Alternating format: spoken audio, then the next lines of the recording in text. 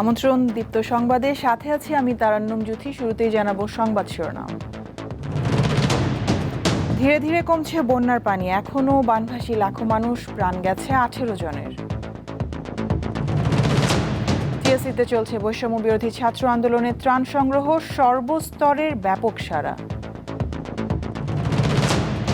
সালমান, আনিসুল ও জিয়াউল আরও 10 দিনের রিমান্ডে, 4 দিনের রিমান্ডে দীপুমণি।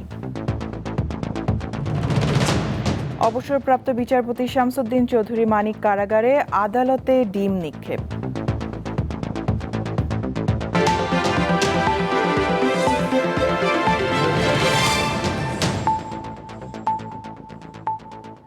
শুরুতেই সারা দেশের বন্যা পরিস্থিতির খবর।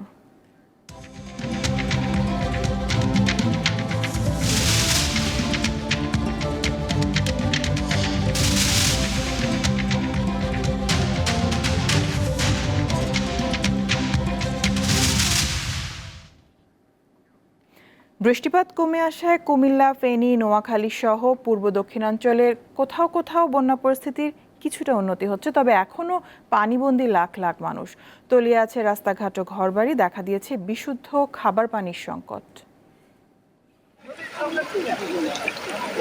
ব্রাহ্মণবাড়িয়ায় আখাউড়ায় বন্যার পানি কমতে থাকায় পরিস্থিতির উন্নতি হয়েছে। গত 48 ঘন্টায় আখাউড়ার হাওড়া নদীর পানি 27 সেন্টিমিটার কমে বিপদসীমার 53 সেন্টিমিটার নিচ দিয়ে প্রবাহিত হচ্ছে। তবে বিভিন্ন স্থানে সড়ক ও বাঁধ ভেঙে যোগাযোগ বিচ্ছিন্ন রয়েছে।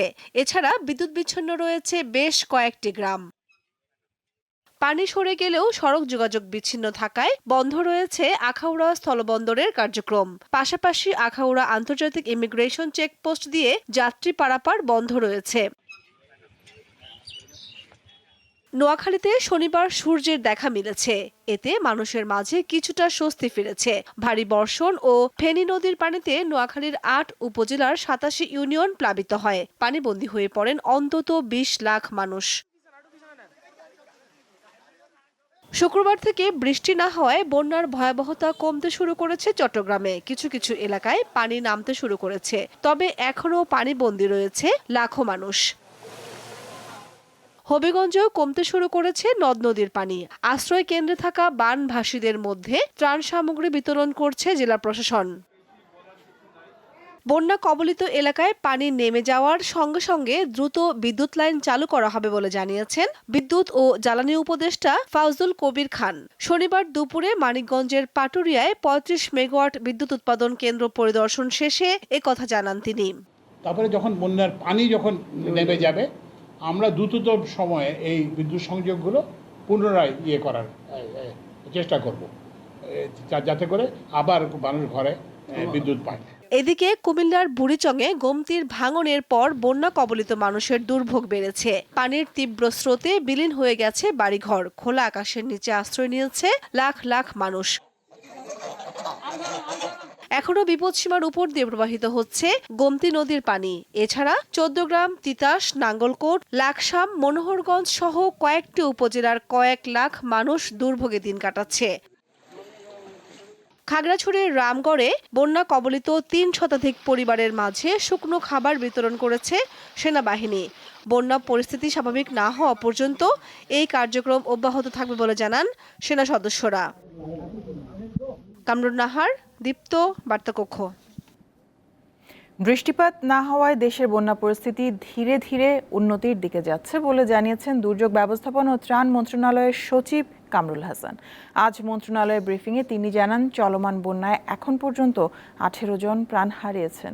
11টি জেলায় 77 উপজেলার 9,44,000-এর বেশি পরিবার পানিবন্দী অবস্থায় রয়েছে বলে জানান সচিব। বন্যা পরবর্তী পানিবাহিত রোগ মোকাবেলায় সরকারের প্রস্তুতি রয়েছে বলে জানান তিনি। মোট উপজেলা প্লাবিত হয়েছে 77টি এবং এর মধ্যে পৌরসভা আছে, পৌরসভা 587টি ইউনিয়ন পৌরসভা মিলিয়ে আক্রান্ত।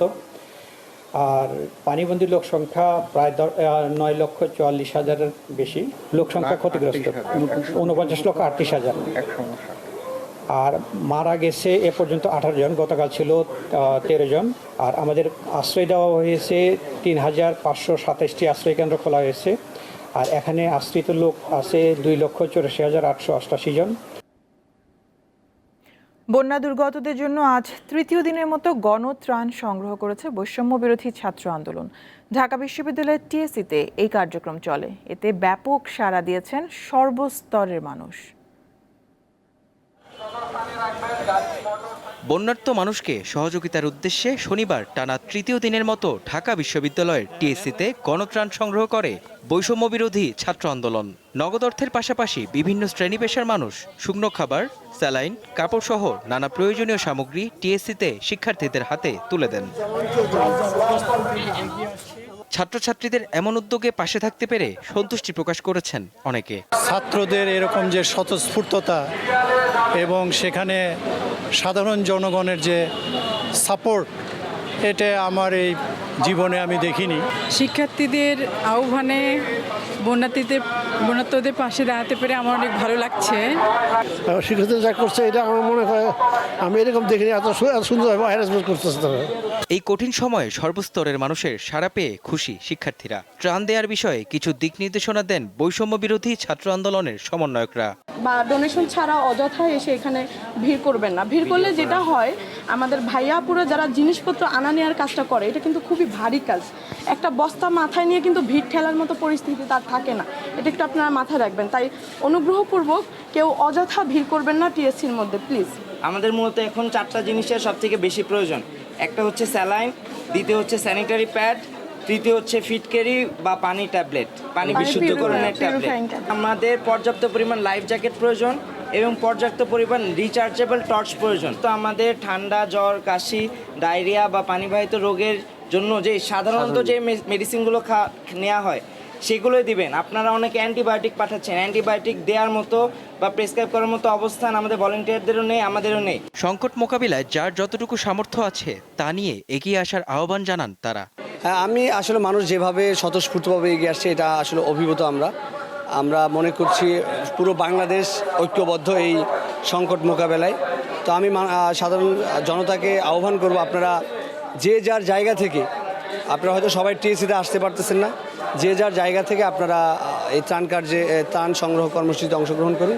গণত্রাণ কার্যক্রমের দ্বিতীয় দিন শুক্রবার সকাল 10টা থেকে রাত 2টা পর্যন্ত 1,42,50,196 টাকা এসেছে বলে জানান সমন্বয়করা। মেহেদী হাসান, দীপ্ত সংবাদ, ঢাকা।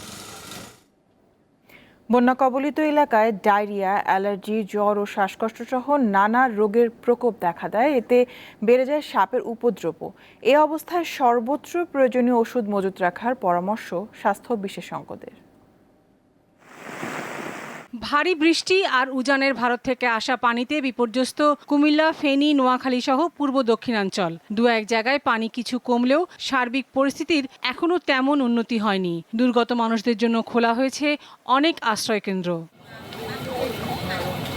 বন্যার সময় নানা রোগবালাই দেখা দেয়, তাই এই সময়টি বেশ চ্যালেঞ্জের বলে মনে করেন চিকিৎসকরা। এর অন্যতম কারণ খাবার পানির সংকট, পয় নিষ্কাশন ব্যবস্থার অপর্যাপ্ততা এবং মানুষ ও পশুর সহাবস্থান। প্রায় 1500 আশ্রয় কেন্দ্রে প্রচুর মানুষ কিন্তু আছেন এবং অনেক গবাদি পশুকেও কিন্তু রক্ষা করা হয়েছে। এখন পানিটা নেমে যাওয়া শুরু হয়েছে, এখন কিন্তু আমাদের অত্যন্ত বেশি প্রয়োজন হচ্ছে ওষুধ। ডায়রিয়া হতে পারে, কলেরা হতে পারে এবং এখানে এন্টেরিক ফিভার, যেটা কারণ এই সময়ে সোয়ারেজ লাইন প্লাস মলমূত্র এগুলি সব মিশে যায় পানির সাথে।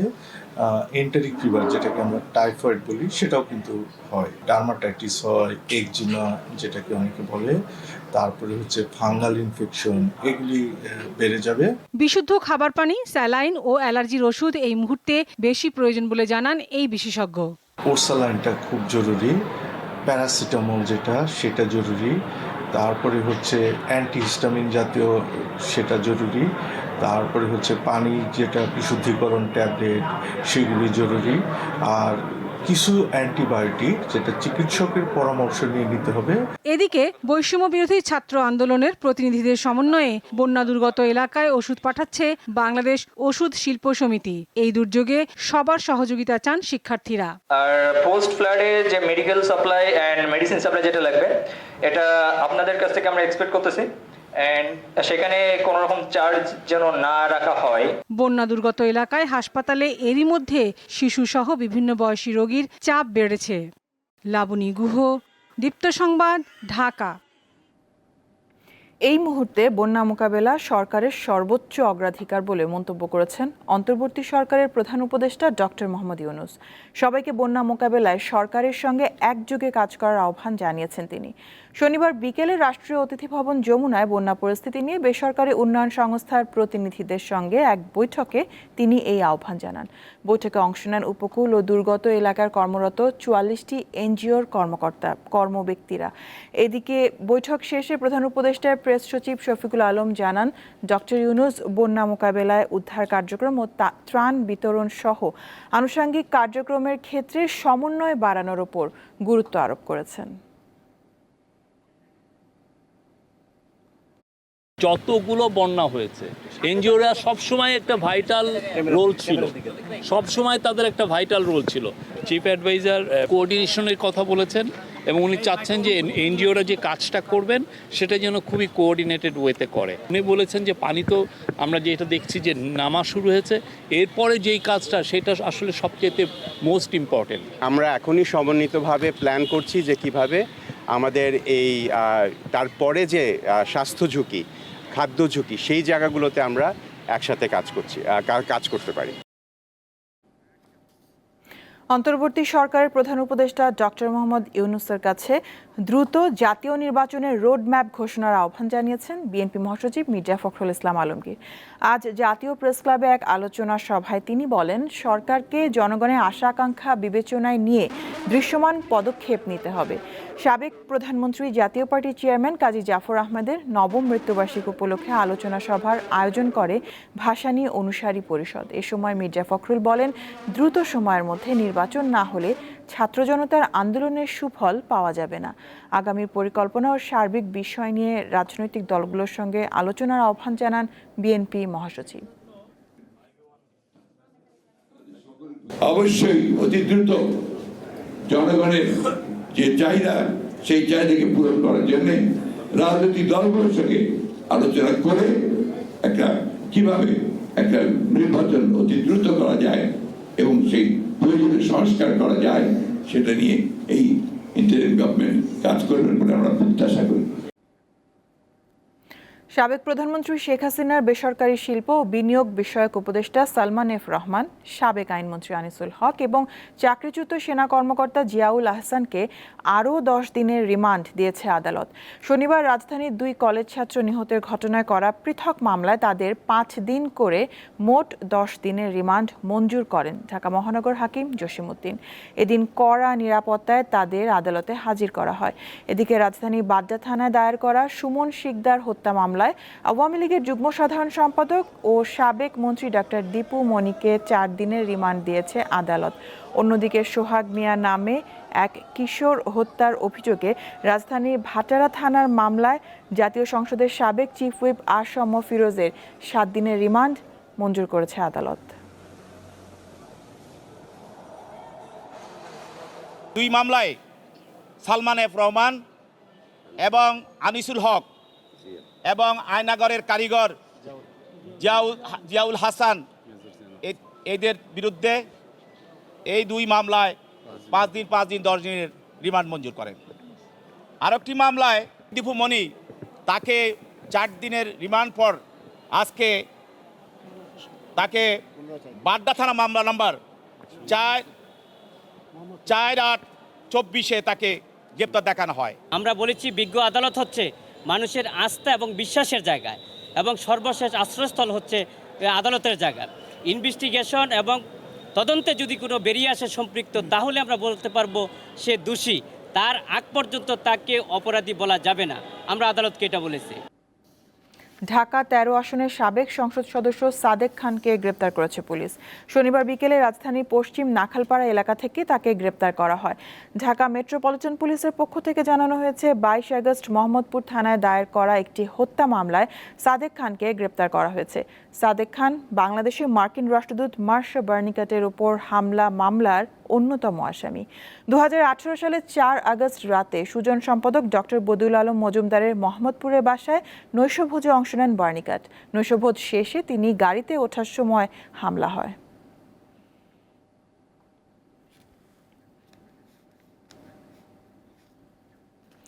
সাকিব আল হাসানকে ক্রিকেট থেকে সরিয়ে দেশে ফেরাতে আইনি নোটিশ পাঠিয়েছেন সুপ্রিম কোর্টের এক আইনজীবী।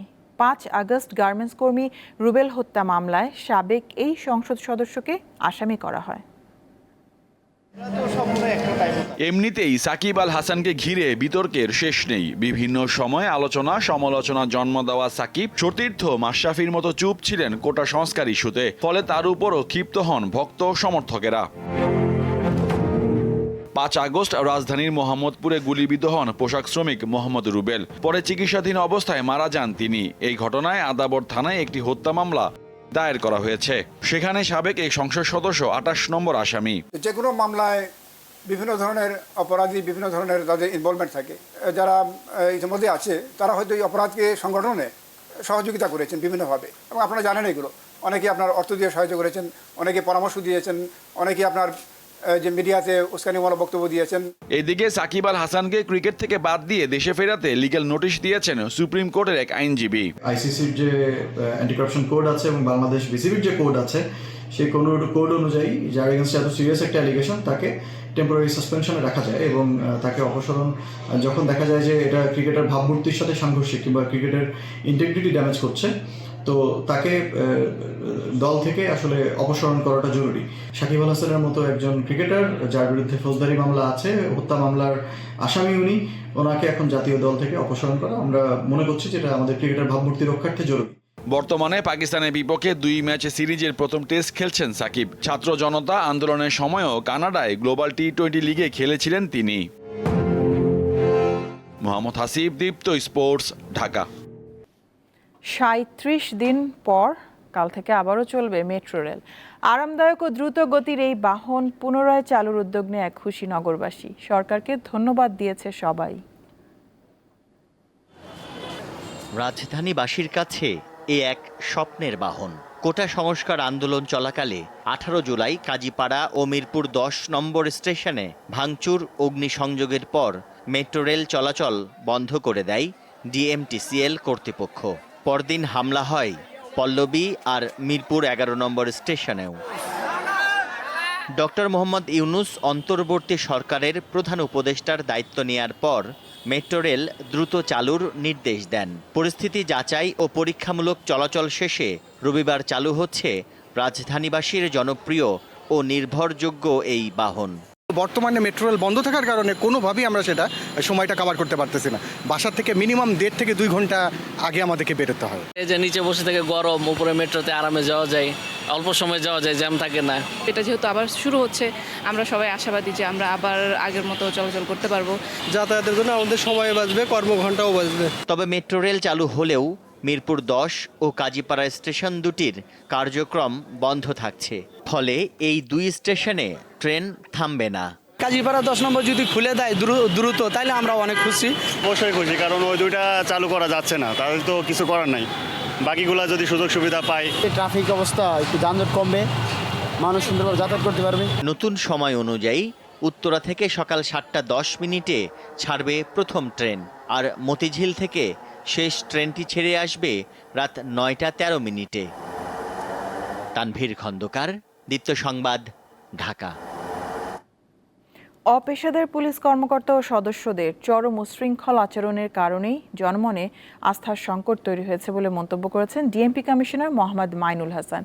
শনিবার রাজধানীর ডিএমপি সেন্টারে এক প্রেস ব্রিফিংয়ে তিনি বলেন, পুলিশের কাজ হবে পেশাদার, কে কোন জেলা থেকে এসেছেন সেটি দেখার বিষয় নয়। অভিযুক্ত পুলিশ সদস্য ও কর্মকর্তাদের বিরুদ্ধে দ্রুত বিভাগীয় ব্যবস্থা নেওয়ার আশ্বাস দিয়েছেন তিনি। না, আমরা চাই এটি পেশাদার পুলিশ বাহিনী তৈরি হবে।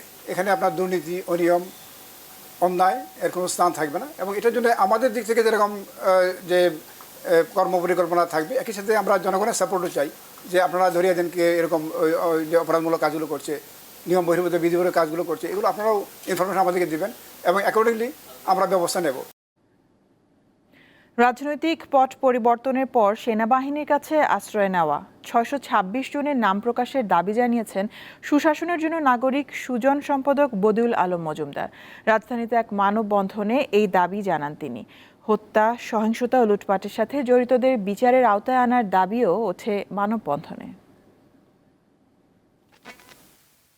গণতান্ত্রিক, অসাম্প্রদায়িক ও মানবিক রাষ্ট্র গঠনের দাবিতে শনিবার একযোগে ঢাকাসহ দেশের সব জেলায় মানববন্ধনের আয়োজন করে বেসরকারি সংস্থা সুশাসনের জন্য নাগরিক সুজন।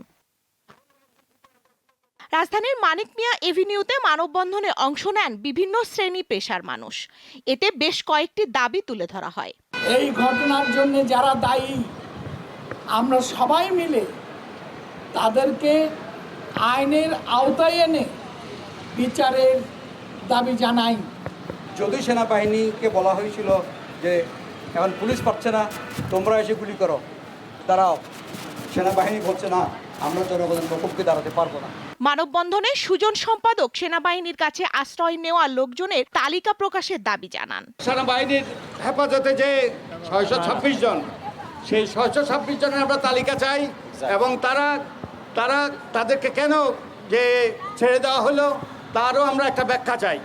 কারণ এদের মধ্যে অনেক অপরাধী আছে এবং যারা এই অপরাধীদেরকে ছেড়ে দিয়েছে তারা অপরাধ কর্মকাণ্ড করেছে, অপরাধীদেরকে সহায়তা করেছে, তাদেরও জবাবদিহিতা আমরা চাই। বন্যায় আক্রান্তদের পাশে সবাইকে ঐক্যবদ্ধভাবে দাঁড়ানোর আহ্বান জানান সুজন সম্পাদক। স্বস্তিকা সিংহ, দীপ্ত সংবাদ, ঢাকা। ইসরায়েলের সেনাবাহিনীর বোমা ও বিমান হামলায় গত 24 ঘন্টায় গাজায় 9 জন এবং লেবাননে অন্তত 8 জন নিহত হয়েছেন।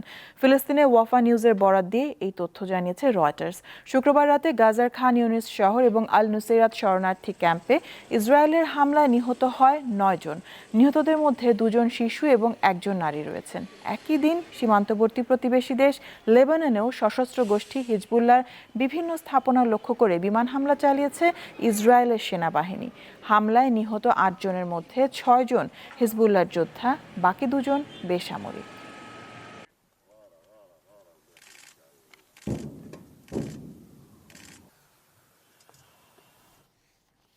জার্মানির জলিঙ্গেন শহরে দুর্বৃত্তের এলোপাতাড়ি ছুরিকাঘাতে 3 জন নিহত হয়েছে, আহত হয়েছে 4 জন। শুক্রবার এই হামলার ঘটনা ঘটে। শহরটির 650তম প্রতিষ্ঠাবার্ষিকী উপলক্ষে একটি উৎসবে যোগ দিয়েছিল সেখানকার বাসিন্দারা। প্রত্যক্ষদর্শীরা জানিয়েছে আচমকা হামলার পর দ্রুত সেখান থেকে পালিয়ে যায় হামলাকারী। ঘটনার পর এলাকায় নিরাপত্তা বাহিনীর অতিরিক্ত সদস্য মোতায়েন করা হয়েছে। এই হামলাকে বিচ্ছিন্ন ঘটনা বলে জানিয়েছে জার্মানির স্বরাষ্ট্র মন্ত্রণালয়। হামলাকারীকে ধরতে স্থানীয় পুলিশ আশপাশের এলাকায় চিরুনি অভিযান শুরু করেছে।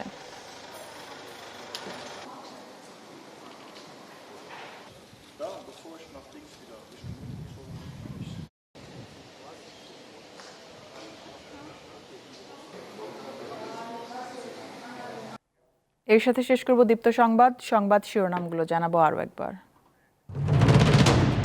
ধীরে ধীরে কমছে বন্যার পানি, এখনো বানভাসী লাখো মানুষ, প্রাণ গেছে 18 জনের। টিএসসিতে চলছে বৈষম্য বিরোধী ছাত্র আন্দোলনের ত্রাণ সংগ্রহ, সর্বস্তরের ব্যাপক সাড়া। সালমান, আনিসুল, জিয়াউল আরও 10 দিনের রিমান্ডে, 4 দিনের রিমান্ডে দীপুমণি। অবসরপ্রাপ্ত বিচারপতি শামসুদ্দিন চৌধুরী মানিক কারাগারে, আদালতে ডিম নিক্ষেপ।